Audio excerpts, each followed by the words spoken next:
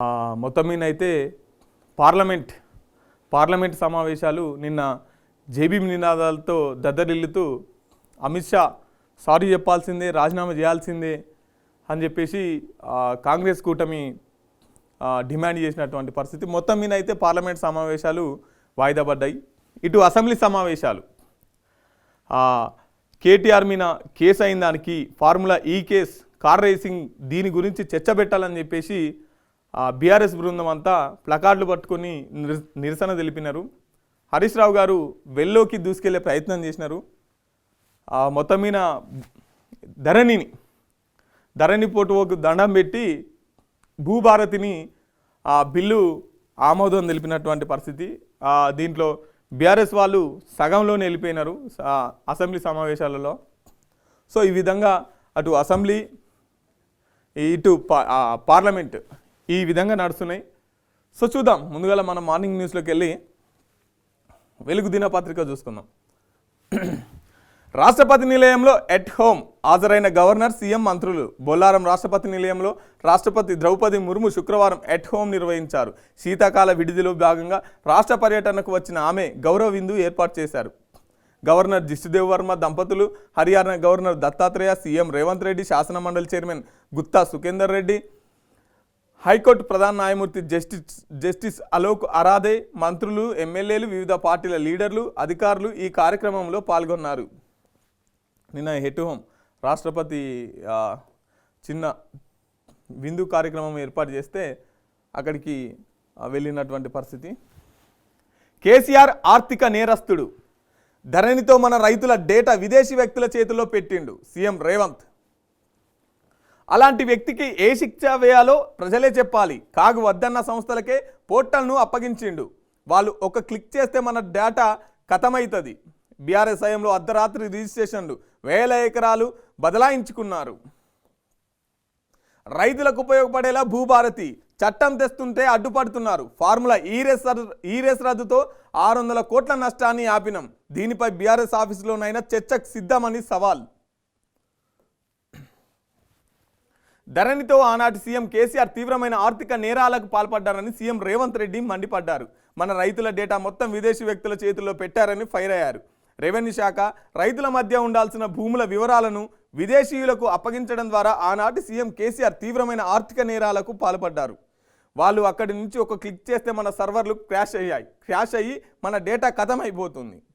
ఇలాంటి పని చేసిన వ్యక్తి ఎంతటి కఠినమైన శిక్ష వేయాలో చట్టాలను చదవాల్సిన అవసరం ఉంది అని అన్నారు. శుక్రవారం అసెంబ్లీలో భూభారతి బిల్లుపై జరిగిన చర్చలో సీఎం రేవంత్ రెడ్డి మాట్లాడారు. ధరణి పోర్టల్ నిర్వహిస్తున్న వాళ్ళలో మన దేశానికి చెందిన వాళ్ళు ఎవరు లేరని, విదేశీ వ్యక్తుల చేతుల్లో మన రైతుల భూముల వివరాలు పెట్టారని బీఆర్ఎస్పై మండిపడ్డారు. రెవెన్యూ డిపార్ట్మెంట్ భూ యజమాని మధ్య ఉండాల్సిన డేటాను డిజిటల్ పోర్టల్ నేపథ్యంతో ప్రైవేటు వ్యక్తుల చేతుల్లో పెట్టారు. మన రాష్ట్రంలో ఎంసీహెచ్ఆర్డీలో అద్భుతమైన సాంకేతిక ఉన్న ప్రజలకు ద్రోహం చేసి సంపూర్ణ సమాచారాన్ని విదేశీ కంపెనీలకు అప్పగించారు. ఆనాడు కేసీఆర్ ఆవేశంతో ఊగిపోతుంటే నాకు అర్థం కాలేదు, దీని వెనుక ఇంత ఉందని తెలియలేదు అని చెప్పారు. సో మన ఈ ధరణి ఏం చేసిందంటే మొత్తం వెబ్సైట్ సర్వర్లకు ఎక్కించి పెట్టిరుగా, ఎంత భూమి ఉంది, ఏ భూమి ఉంది, ఏంది కథ అంతా మొత్తం దాంట్లో ఎక్కించి పెట్టిరు. దాంట్లో విదేశీ వాళ్ళు కూడా బయట దేశంలో నుండి కూడా మన భూమిని దాన్ని మొత్తం ఎంత భూమి ఉంది, ఏముంది ఆంచెల్లే ఓపెన్ చేసి చూడొచ్చు అన్నట్టు. ధరణి అద్భుతం అయితే కేసీఆర్ చర్చకెందుకు రాలే? మేం భూభారతి చట్టం తెస్తుంటే సభలో ప్రధాన ప్రతిపక్ష నేతలు లేరు, కనీసం దీనికైనా ఆయన రావాలి కదా. ధరణి అద్భుతమైతే కేసీఆర్ సభలో ఉండి మమ్మల్ని నిలదీయాలి కదా. 80,000 పుస్తకాలు చదివిన జ్ఞానంతో సృష్టించిన ధరణి గురించి సభకు వచ్చి సంపూర్ణ వివరించవచ్చు కదా. భూభారతిపై ఎట్టి పరిస్థితుల్లోనూ చర్చ జరగకుండా తొండి చేయాలని బీఆర్ఎస్ ఎమ్మెల్యేలు ప్రయత్నించి సభ నుంచి వెళ్ళిపోయారు. బీఆర్ఎస్ నేతలకు గత డిసెంబర్లో అధికారం పోయింది. పార్లమెంట్ ఎన్నికల్లో డిపాజిట్లు పోయాయి. ఇప్పుడు మెదడు కూడా పోయింది. ఔటర్ రింగ్ రోడ్ అమ్ముకున్నారు. హెచ్ఎండిఏ ఖాతా నుంచి కోట్లు బదిలీ చేసినా ఏం అనొద్దన్నట్టుగా బీఆర్ఎస్ తీరు ఉంది. సీఎం రేవంత్ బీఆర్ఎస్ వాళ్ళు భూభారతి బిల్లు అమలు చేస్తుంటే అక్కడ లేరు. ఈ కేసు, ఈ ఫార్ములా, దీనిపైన చర్చ పెట్టాలని చెప్పేసి మధ్యలోనే వెళ్ళిపోయినటువంటి పరిస్థితి. డిసెంబర్లో అధికారం పోయింది, పార్లమెంట్ ఎన్నికల్లో డిపాజిట్లు పోయినాయి, ఇప్పుడు మెదడు కూడా పోయింది అని చెప్పేసి రేవంత్ రెడ్డి గారు మాట్లాడుతున్నటువంటి పరిస్థితి. హెచ్ఎండిఏ నుంచి కోట్లు బదిలీ చేసినా ఏమనొద్దా అని చెప్పేసి అట్లుందంట బీఆర్ఎస్ తీరు. ఈ కేస్ ఫార్ములా గురించి మాట్లాడుతున్నటువంటి పరిస్థితి. కాపలా కుక్కలే వేట కుక్కలైనవి, ధరణి అడ్డు పెట్టుకొని భూములు చెరబట్టారు. బీఆర్ఎస్పై మంత్రి పొంగులేటి శ్రీనివాసరెడ్డి ఫైర్. ధరణి దోపిడీపై ఫోరెన్సిక్ ఆడిట్ చేస్తామని ప్రకటన. రాష్ట్రానికి కాపలా కుక్కలా ఉంటానన్న గత ప్రభుత్వ పెద్దలు వేట కుక్కల్లా మారి ధరణి సాయంతో వేల కోట్ల విలువైన భూములు దోచుకున్నారని రెవెన్యూ శాఖ మంత్రి పొంగులేటి శ్రీనివాసరెడ్డి ఆగ్రహం వ్యక్తం చేశారు. ధరణి పేరుతో దొర కేసీఆర్ చేసిన తప్పుకు రాష్ట్ర ప్రజలు శిక్ష అనుభవించారన్నారు. శుక్రవారం అసెంబ్లీలో భూభారతి బిల్లు ప్రవేశపెట్టిన తర్వాత అందులో ముఖ్యాంశాలను మంత్రి పొంగులేటి సభకు వెల్లడించారు. అసలు భూభారతి ఏ విధంగా ఉండబోతుంది, భూభారతి అసలు దాని యొక్క రూపకల్పన ఏంటి, దాని ప్లానింగ్ ఏంటి, దాంట్లో ఉన్న మెసేజ్ ఏంటి అనేది మొత్తం నిన్న వివరించినటువంటి పరిస్థితి. భూభారతి బిల్లుకు అసెంబ్లీ ఆమోదం. 2-3 నెలల్లోపే అమలుకు విధి విధానాలు, అన్ని పక్షాల సూచనలు, సలహాలు, రూల్స్ ఉండేలా జాగ్రత్తలు.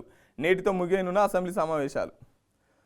భూభారతి బిల్లు ఆమోదం తెలిపినటువంటి పరిస్థితి. అట్లనే ఈ రోజుతోని అసెంబ్లీ సమావేశాలు ముగుస్తున్నాయి.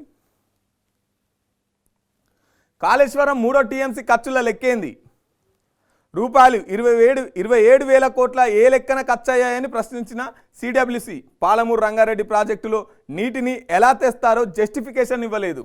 వార్దా ప్రాజెక్టు కారణంగా మహారాష్ట్రలకే ముంపు సమస్య పరిష్కారం చూపలే. 3 ప్రాజెక్టుల కంప్లైనర్ రిపోర్టులు పెండింగ్లో పెట్టారని అభ్యంతరం. డిపిఆర్లు తిరస్కరించి వెనక్కి పంపిన సెంట్రల్ వాటర్ కమిషన్. కాళేశ్వరం 3వ టీఎంసీ ఖర్చుల లెక్కేందని చెప్పేసి స్పీకర్ పైకి పేపర్లు విసిరి వెల్లోకి దూసుకెళ్ళి బీఆర్ఎస్ రచ్చ. అసెంబ్లీలో గులాబీ పార్టీ ఎమ్మెల్యేల ఆందోళన. వెల్లోకి దూసుకెళ్లిన హరీష్, కౌశిక్, వివేకానంద, అనిల్ జాదవ్. స్పీకర్ పోడియంను టచ్ చేసి పెద్ద ఎత్తున నినాదాలు. ఫార్ములా ఈ రేస్ అంశంపై చర్చించాలని పట్టు. స్పీకర్ను అవమానించిన వాళ్ళు అరెస్ట్ చేయాలని కాంగ్రెస్ డిమాండ్. బీఆర్ఎస్ ఆందోళన మధ్య సభ 2 సార్లు వాయిదా. నినాదాల మధ్య భూభారతి బిల్లును ప్రవేశపెట్టిన మంత్రి పొంగులేటి. ఫార్ములా ఈ రేస్ అంశంపై చర్చించాలంటూ అసెంబ్లీలో బీఆర్ఎస్ ఎమ్మెల్యేలు లొల్లి చేశారు. వెల్లోకి దూసుకెళ్లడమే కాకుండా స్పీకర్ పైకి కాగితాలు చింపి విసిరేశారు. శుక్రవారం బీఆర్ఎస్ ఎల్పీ ఆఫీస్ నుంచి కాంగ్రెస్ హామీల గురించి ప్రశ్నిస్తే అక్రమ కేసుల అని నినాదాలు చేస్తూ ప్లకార్డులతో అసెంబ్లీలోకి ఎంటర్ అయ్యారు. సభ ప్రారంభం కాగానే బీఆర్ఎస్ ఎమ్మెల్యేలంతా స్పీకర్ పోడియం దగ్గరికి దూసుకెళ్లారు. కీలకమైన భూభారతి బిల్లు అంశంపై చర్చ జరిగిందని స్పీకర్ గడ్డం ప్రసాద్ కుమార్ పలుమార్లు ప్రతిపక్ష ఎమ్మెల్యేలకు కోరినా వెనక్కి తగ్గలేదు. సో ఇలా వీళ్ళ రచ్చ ఏంటంటే ఫార్ములా ఈ రేస్, ఈ కార్ల రేసింగ్ ఉంది కదా, దాని మీద అసెంబ్లీలో చర్చ పెట్టాలని వీళ్ళంతా లొల్లి చేస్తున్నటువంటి పరిస్థితి. ఈ అసెంబ్లీలో చర్చ దేని గురించి అంటే కేటీఆర్ మీద కేసు అయింది కదా. స్పీకర్ సార్ ఏమంటుండంటే అది ఒకరికి సంబంధించిన అంశం, కేటీఆర్కి సంబంధించిన అంశం అయితే ఒకవేళ బీఆర్ఎస్కి సంబంధించిన అంశం, కానీ భూభారతి అనేది రాష్ట్ర ప్రజలకు సంబంధించిన అంశం. దీనిపైన మనం మాట్లాడుకోవాలి, చర్చించుకోవాల్సిన అవసరం ఉందని చెప్పినా కూడా వీళ్ళు విననటువంటి పరిస్థితి. ఇగో ఈడ హరీష్ రావు సైలెంట్గా ఉన్నాడు కదా, వీడికి వచ్చేసరికి చూసిండు మోక అందుకోగానే వీళ్ళందరినీ నెట్టేసినటువంటి పరిస్థితి. ఇకనైతే రచ్చ మొత్తం పేపర్లన్నీ చింపి అది ఎంత అధ్వానంగా ఉన్నదంటే నిన్న అసెంబ్లీ అంత అధ్వానంగా తయారైంది. పేపర్లు మొత్తం రచ్చ ఇసిరేసి లొల్లి. ఓ దిక్కాటు మళ్ళా పొంగులేటి మాట్లాడుతూనే ఉన్నాడు. ఇదంతా జరుగుతున్నా అటు పొంగులేటి వాయిస్ వస్తూనే ఉన్నది. సో వీళ్ళు ఇట్లా మధ్యలోనే వెళ్ళిపోయినటువంటి పరిస్థితి. పోడియంని పట్టుకొని హరీష్ నిరసన, స్పీకర్ కూర్చునే దాన్ని పట్టుకొని నిరసన తెలిపిర్రు. దమ్ముంటే అరెస్ట్ చేయి, జైల్లో యోగాల్ని చేస్తా, అమ్మయ్యా 10 రోజులు సేఫ్, మాదే విజయం. కాళేశ్వరం డిజైన్లకు సిడబ్ల్యూసి అనుమతులు లేవు. తుమిడిహెట్టి వద్ద నీళ్లు లేవని అప్పటి సీఎం పచ్చి అబద్ధాలు చెప్పారు. కాళేశ్వరం ఓపెన్ కోర్టుకు విచారించిన కేంద్రం జలశక్తి శాఖ సలహాదారుడు వెదిరే శ్రీరామ్ బ్యారేజీల లొకేషన్ల మార్పుపై నిర్ణయం కూడా కేసీఆర్దే. రాజకీయ కారణాలతో మేడిగడ్డకు లొకేషన్ మార్చి ఉండొచ్చు. ఇన్వెస్టిగేషన్, స్టడీస్, డిజైన్స్, మోడల్స్పై ఓ పద్ధతి ఫాలో కాలేదు. సరైన O&M లేకపోవడము బ్యారేజీలు కుంగడానికి ఓ కారణం. మేడిగడ్డలాగే మిగతా 2 బ్యారేజీలు కుంగిపోవచ్చని వ్యాఖ్య. కాళేశ్వరం ప్రాజెక్టుతో నాకు సంబంధం లేదని special chief secretary Vikas Raj. నా మెదడుని చింపుకొని కట్టిన అని చెప్పేసి మాట్లాడిన కాళేశ్వరం మిగతా 2 బ్యారేజీలు కూడా కూలిపోవచ్చు అంట. ఇప్పటికే ఒకటి కూలిపోయింది, మొత్తం పెర్రెలు వాసినాయి ఇక్కడికక్కడ. దేశంలోనే ధరణి పెద్ద స్కామ్. బీఆర్ఎస్ నేతలు 1000 ఎకరాలు కొల్లగొట్టారు. ఏలేటి మహేశ్వర్ రెడ్డి. సిబిఐ విచారణ ఎందుకు జరిపించట్లేదని ప్రశ్న. గత బీఆర్ఎస్ ప్రభుత్వం ధరణి పోర్టల్ తెచ్చి పెద్ద ఎత్తున భూములను కొల్లగొట్టిందని, ఇది దేశంలోనే అతిపెద్ద స్కామ్ అని ఈ అసెంబ్లీలో BJP floor leader Aleti Maheshwar Reddy అన్నారు. ఈ సాఫ్ట్వేర్తో బీఆర్ఎస్ నేతలు 1000 ఎకరాలు తమ పేర్ల మీదకి మార్చుకున్నారని, రాష్ట్రంలో లక్షలాది మంది ప్రజలు బాధితులయ్యారని ఆయన తెలిపారు. ధరణి పెద్ద స్కామ్, దాని మీద సిబిఐ ఎంక్వైరీ చేయాలని చెప్పేసి, ఎందుకంటే ఒక దిక్కు అధికార పార్టీ వాళ్ళే మాట్లాడుతున్నారు. ఈ ధరణి తెచ్చి భూములు కొల్లగొట్టిరు, 1000 ఎకరాలు వాళ్ళ మీదకి మలుపుకున్నారు. మరి అసలుంటప్పుడు ఎంక్వైరీ చేయాలి కదా, సిబిఐ విచారణ జరపాలి కదా. అలా దాంట్లో ఏం తప్పులు జరిగిందో అవన్నీ మళ్ళీ ఒప్పులు చేయాలి కదా, సరిదిద్దాలి కదా. అలా తప్పులు చేసిన వారిని శిక్షించాలి కదా. మరి ఎందుకు మీరు సైలెంట్గా ఉంటుర్రు అని చెప్పేసి ఫ్లోర్ లీడర్ ఏలేటి మహేశ్వర్ రెడ్డి మాట్లాడుతున్నటువంటి పరిస్థితి. జైభీం నినాదాలతో దద్దరిల్లిన పార్లమెంట్ ఉభయ సభలు నిరవధికంగా వాయిదా పడ్డాయి. వింటర్ సెషన్ ఆఖరి రోజు శుక్రవారం ఉభయ సభలు జైభీం నినాదాలతో దద్దరిల్లాయి. పార్లమెంటు సమావేశాలు అయితే వాయిదా పడ్డాయి మొత్తం మీద. బీఆర్ఎస్ది కచరా గవర్నెన్స్. ఒక కుటుంబం కోసమే ధరణి తెచ్చి దోసుకున్నారు మజ్లిస్ ఎమ్మెల్యే అక్బరుద్దీన్ ఓవైసీ. పవర్ను ఎంజాయ్ చేసి రాష్ట్రాన్ని లూటి చేశారు. ఇప్పుడు తానా షాహీ నహీ చెలేగా అంటున్నారని ఫైర్.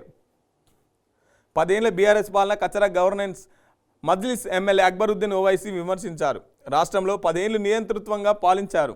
ఇప్పుడు సభల్లో తానా షాహీ నహీ చెలేగా, నియంతృత్వం నడవదు అంటూ ఉన్నారు. అందుకే ప్రజలు వారికి తగిన గుణపాఠం చెప్పారంటూ అసెంబ్లీలో బీఆర్ఎస్ ఎమ్మెల్యేల తీరుపై ఫైర్. బీఆర్ఎస్ ఇది కచరా గవర్నం అని చెప్పేసి మన అక్బరుద్దీన్ గారు మాట్లాడుతున్నటువంటి పరిస్థితి. ట్రక్కును ఢీకొన్న గ్యాస్ ట్యాంకర్, 11 మంది మృతి. రాజస్థాన్లో జైపూర్ ఆజ్మీర్ హైవేపై ట్రక్కును ఎల్పీజీ ట్యాంకర్ ఢీకొట్టడంతో గ్యాస్ లీక్ అయి భారీ పేలుడు సంభవించింది. మంటలు ఇతర వాహనాలకు వ్యాపించాయి. ఈ ఘటన 11 మంది మృతి చెందగా 35 మంది గాయపడ్డారు. అది పేలిందంట, అది ఒక ట్రక్కును పోయి ఢీకొట్టిందంట. తప్పులు బయటపడతాయని బీఆర్ఎస్ ఆందోళనపై కూనంనేని ఆగ్రహం. ధరణి పేరుతో భూమాతను బంధించారని విమర్శ. ధరణి తప్పులు బయటపడతాయని బీఆర్ఎస్ సభ్యులు అసెంబ్లీలో రచ్చ చేస్తున్నారని సిపిఐ సభ్యుడు కూనంనేని సాంబశివరావు అన్నారు. 10 ఏళ్ల పాటు అధికారంలో ఉండి ఎవరిని మాట్లాడనివ్వలేదని, ప్రస్తుతం ప్రతిపక్షంలో వచ్చిన తర్వాత కూడా ఇతరులు మాట్లాడకూడదని అడ్డుపడుతున్నారని ప్రయత్నం చేస్తున్నారని ఆయన ఫైర్ అయ్యారు. అసెంబ్లీలో భూభారతి బిల్లుపై చర్చ సందర్భంగా ఆయన మాట్లాడారు. ఈ ధరణి మీద తప్పులు బయటపడతాయని ప్రతిపక్షంలో ఇప్పుడున్నప్పుడు ఎవరిని మాట్లాడనివ్వట్లేదు. అసెంబ్లీ అంతా ఆగమాగం లొల్లి చేస్తున్నటువంటి పరిస్థితి. అధికారంలోనైతే అసలు మైక్ వేయనటువంటి పరిస్థితి. సో అప్పుడు మాట్లాడనివ్వలేదు, ఇప్పుడు మాట్లాడనివ్వలేదు అని చెప్పేసి కామ్రేడ్ మాట్లాడుతున్నాడు. రామాలయం నిర్మిస్తే హిందూ లీడర్ కాలేరు. దేశ ప్రజలంతా సామరస్యంతో కలిసి ఉంటున్నారనే విషయాన్ని ప్రపంచానికి చాటాల్సిన అవసరం ఉన్నదని ఆర్ఎస్ఎస్ చీఫ్ మోహన్ భగవత్ అన్నారు. మందిర్ సమాధులపై రోజుకో వివాదం కరెక్ట్ కాదన్నారు. ఒక గొప్ప మాట మాట్లాడిండు. ఫార్ములా ఈ రేసుపై ఈడీ కేసు. ఫెమా ఉల్లంఘన కింద ఈసీఐఆర్ నమోదు. అందులో కేటీఆర్, అరవింద్ కుమార్, బిఎల్ఎన్ రెడ్డి పేర్లు. అంతకు ముందు ఎఫ్ఐఆర్తో సహా కేసు రికార్డుల కోసం ఏసీబీకి లెటర్. ఏసీబీ డాక్యుమెంట్లన్నీ అందించడంతో కేసు నమోదు. బ్రిటన్ కంపెనీకి బదిలీ అయిన 46 కోట్లపై ఈడీ నజర్.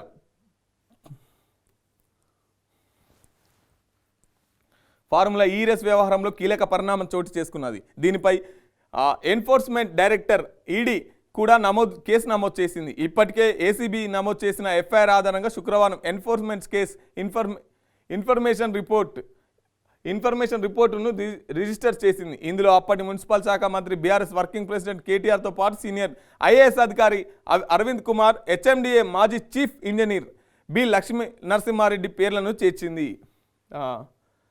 ఏసీబీ ఆధారంగా తీసుకొని ఈడీ కూడా ఒక కేసు బుక్ చేసినటువంటి పరిస్థితి.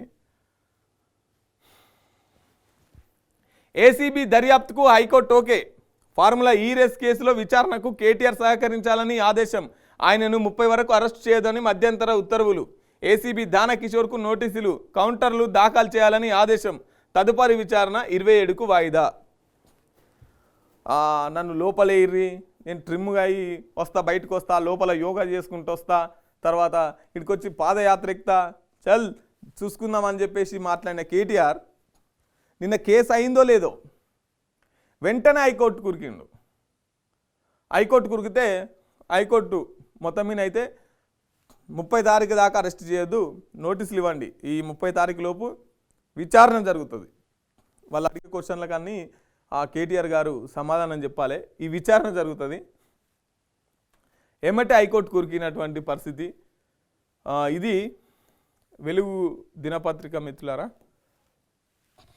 ఇక ధరణి దిశ చూసుకుందాం. జమిలిపై జేపీసీలో లక్ష్మణ్కు చోటు. సభ్యుల సంఖ్యలో మార్పులు చేస్తూ కేంద్ర ప్రకటన. లోక్సభ నుంచి 27 మంది, రాజ్యసభ నుంచి 12 మంది, లోక్సభ నుంచి జేపీసీకి బిల్లులు. జమిలిపై జేపీసీలోకి లక్ష్మణ్ సార్ కూడా అందులో ఉన్నాడు. కేటీఆర్పై ఈడీ ఎఫ్ఐఆర్. ఫార్ములా ఈ కార్ రేసులో కేసు నమోదు. ఫెమా ఉల్లంఘన, మనీ లాండరింగ్ కింద ఏసీబీ ఎఫ్ఐఆర్ ఆధారంగా ఈసీఐఆర్. A1గా కేటీఆర్, A2గా అరవింద్, A3గా బిఎల్ఎన్ రెడ్డి. వివరాలు ఇవ్వాలంటూ ఏసీబీకి ఈడీ లేఖ. అనుమతులు లేకుండా 55 కోట్లు విదేశాలకు. ఇండియన్ ఓవర్సీస్ బ్యాంక్ ద్వారా బదిలీ. హిమాయత్ సాగర్ బ్రాంచ్ నుంచి ట్రాన్స్ఫర్. రూపాయలను పౌండ్లుగా మార్చే క్రమంలో నిబంధనల ఉల్లంఘన. ఫలితంగా హెచ్ఎండిఏకు 9 కోట్లకు పైగా నష్టం. ఎన్ఫోర్స్మెంట్ డైరెక్టర్ ఎంట్రీతో బీఆర్ఎస్ లీడర్లు షాక్. కేటీఆర్ అరెస్టు తప్పదంటూ గులాబీ పార్టీలో చర్చ. ఫార్ములా ఈ కార్ రేస్ కేసులో బీఆర్ఎస్ వర్కింగ్ ప్రెసిడెంట్ మాజీ మంత్రి కేటీఆర్పై ఎన్ఫోర్స్మెంట్ డైరెక్టర్ ఈసీఐఆర్ నమోదు చేసింది. ఈ కేసులో ఏసీబీ ఎఫ్ఐఆర్ ఆధారంగా దర్యాప్తు ప్రారంభించిన ఈడీ శుక్రవారం సాయంత్రం ఫెమా ఉల్లంఘన, prevention of money laundering act కింద PMLA కేసు నమోదు చేసింది. ఏసీబీ ఎఫ్ఐఆర్లో నమోదు చేసిన విధంగానే A1గా కేటీఆర్, A2గా మున్సిపల్ పట్టణాభివృద్ధి మాజీ ప్రత్యేక ప్రధాన కార్యదర్శి అరవింద్, A3గా హెచ్ఎండిఏ మాజీ చీఫ్ ఇంజనీర్ బిఎల్ఎన్ రెడ్డి చేర్చింది. ఆర్బీఐ నిబంధనలకు విరుద్ధంగా దేశానికి చెందిన నిధులు విదేశాలకు బదిలీ కావడం తప్పు అని ఈడీ స్పష్టం చేసింది. ఇండియన్ ఓవర్సీస్ బ్యాంక్ నుంచి నిధులు బదిలీ. యూకేలోని ఎఫ్ఐఆర్. ఫార్ములా ఈ ఆపరేషన్స్ కంపెనీకి Indian overseas bank Himayat Sagar నుంచి బ్రాంచ్ నుంచి హెచ్ఎండిఏ ప్రమోటర్గా 55 కోట్లు చెల్లించింది. ఇంత భారీ మొత్తాన్ని విదేశాలకు పంపించే క్రమంలో ఆయా విభాగాల శాఖల నుంచి అనుమతులు. 30 వరకు అరెస్ట్ చేయొద్దు. కేటీఆర్ విషయంలో ఏసీబీకి హైకోర్టు ఆదేశాలు. మాజీ మంత్రి క్వాష్ పిటిషన్, లంచ్ మోషన్లో విచారణ. తదుపరి విచారణ 27కు వాయిదా. సో ఇండియన్ ఓవర్సీస్ బ్యాంక్ ద్వారా మన కరెన్సీని డైరెక్ట్ మన ఆర్బీఐ పర్మిషన్ లేకుండా వేరే దేశానికి ట్రాన్స్ఫర్ చేసినారు. డైరెక్ట్ వీళ్ళు పర్మిషన్ వీళ్ళ సొంతంగా నిర్ణయం తీసుకొని వేరే దేశానికి పంపించారనే అది తప్పుపడుతూ ఈసీఐఆర్ అయితే నమోదు చేసింది. ఇక తదుపరి విచారణ హైకోర్టుకి వెళ్ళిన తర్వాత విచారణ 27 తారీఖు నాడు వాయిదా పడ్డది. మొత్తం మీద అయితే 30 తారీఖు దాకా అరెస్ట్ చేయదు కేటీఆర్ గారిని అని చెప్పేసి మాట్లాడారు. ఇటు ఈయన ఎవరు వీళ్ళు మిగతా ఉన్నారు ఈ ఐఏఎస్ ఈ రిటైర్డ్ ఇంజనీర్ అరవింద్ కావచ్చు, ఈ బిఎల్ఎన్ రెడ్డి కావచ్చు, వాళ్ళు కౌంటర్ దాఖలాలు చేయాలని చెప్పేసి హైకోర్టు మాట్లాడినటువంటి పరిస్థితి. ఎట్ హోమ్ ప్రోగ్రాంలో రాష్ట్రపతి ముర్ము, గవర్నర్ జిష్దేవ్, సీఎం రేవంత్, మంత్రులు పొన్నం, దామోదర్, సీతక్క. 23 సెక్షన్లతో చట్టం అమల్లోకి, సామాన్యులకు ఉచిత న్యాయం సలహాలు అందించేలా వ్యవస్థకు రూపకల్పన. 17న లోక్సభలో ప్రవేశపెట్టిన మంత్రి పొంగులేటి.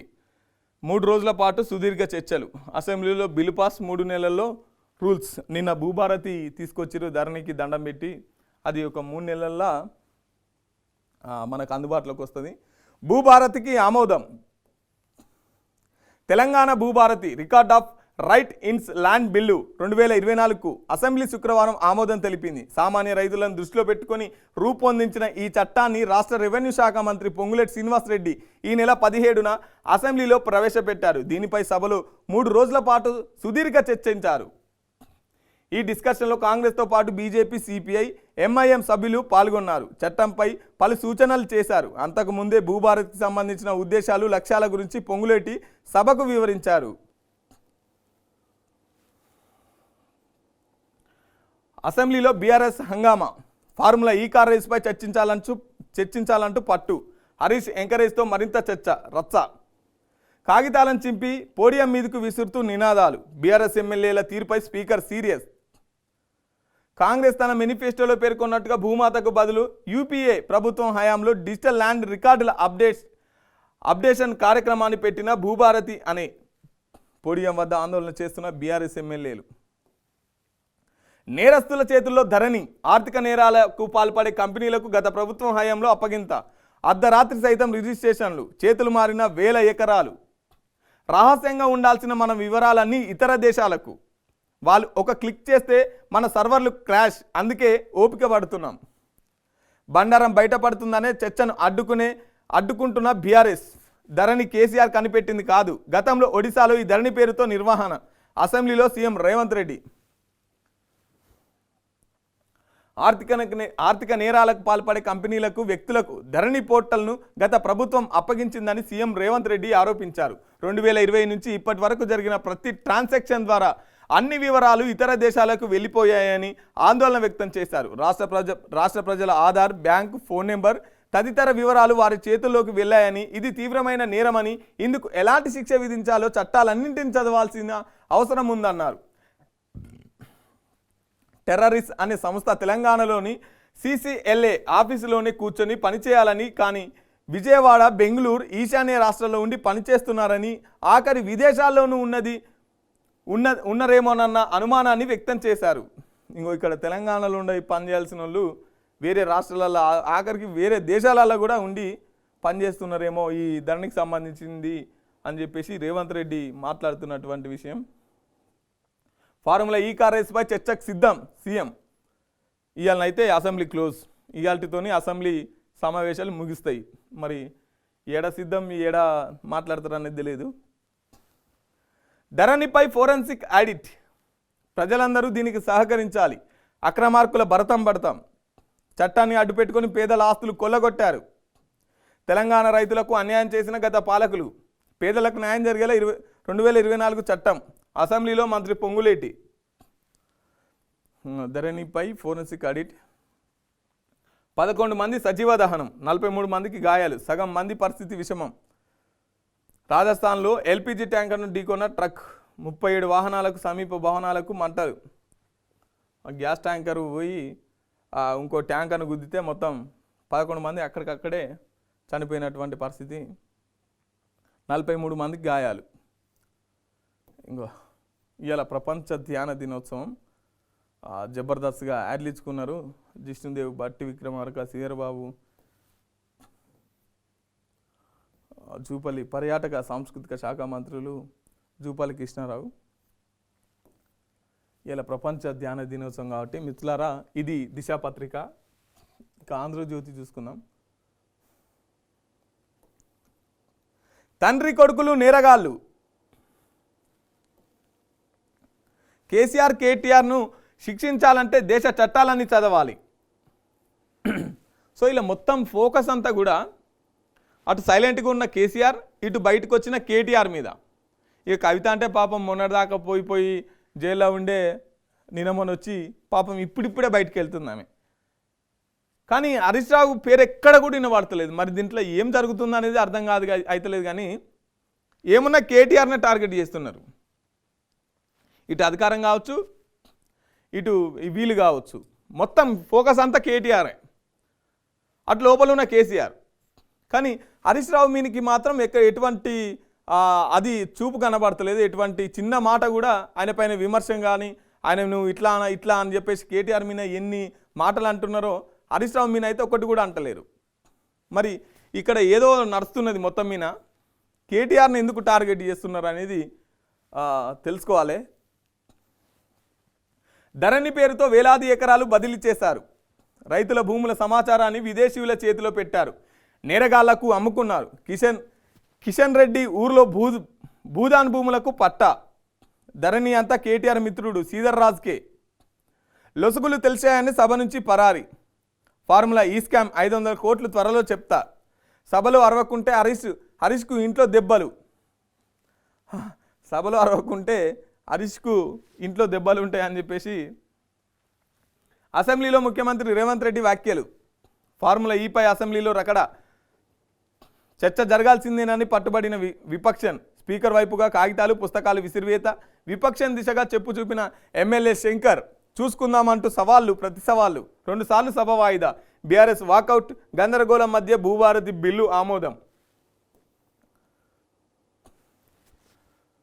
గత కేసీఆర్ ప్రభుత్వం ధరణి పోర్టల్ను తీసుకొచ్చింది. ప్రజల భూ సమస్యలు తీర్చడం కోసం కాదని, వేలాది ఎకరాలను కబ్జా చేసేందుకేనని సీఎం రేవంత్ రెడ్డి ఆరోపించారు. ధరణి పేరుతో కేటీఆర్ రాష్ట్రంలోని రైతుల సమాచారాన్నంతా విదేశీయులకు అమ్ముకున్నారని తెలిపారు. ఒడిశా ప్రభుత్వంలోని క్రిమినల్ కేసులు నమోదైతే జైలు జీవితం గడిపిన ఆర్థిక నేరగాళ్లకు ధరణి బాధ్యతలు అప్పగించారని పేర్కొన్నారు.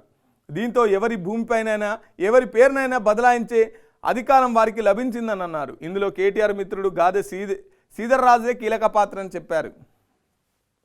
తండ్రి కొడుకులు నేరగాళ్ళని, వారు చేసిన నేరాలకు శిక్షించాలంటే దేశంలో ఉన్న చట్టాలని అధ్యయనం చేయాల్సిన అవసరం ఉందన్నారు. శుక్రవారం శాసనసభలో భూభారతి బిల్లును ప్రవేశపెట్టి తర్వాత ధరణి గురించి ముఖ్యమంత్రి సుదీర్ఘంగా మాట్లాడారు.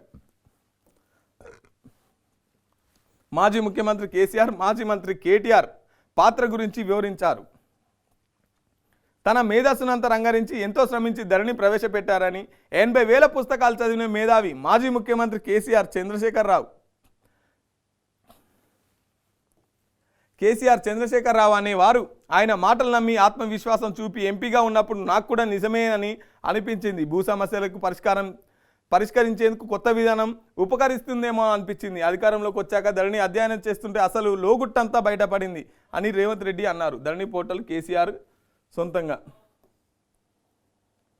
సో ఇన్ని 80,000 పుస్తకాలు చదివి ఆయన శక్తిని అంతా రంగరించి ఆ ప్రజలకి గెట్టు పంచాయతీలు ఉండేవి, ఈ ప్రజలకు ఈ భూమి తగాదాలు ఉండేవి, మొత్తం డేటా అంతా ఎంఆర్ఓ ఆఫీసుల లైన్లు ఉండేవి, ఒక క్లిక్తో పని అవుతుందని చెప్పేసి ధరణి కనిపెట్టిన కేసీఆర్ గారు ధరణి తీసుకుపోయి బొంద పెడుతుంటే అసలు కనీసం ఇది ఎందుకోసం వచ్చింది, ఏం చేస్తున్నారని చెప్పేసి క్వశ్చన్ చేస్తానికి అసెంబ్లీలకు రాలేదు.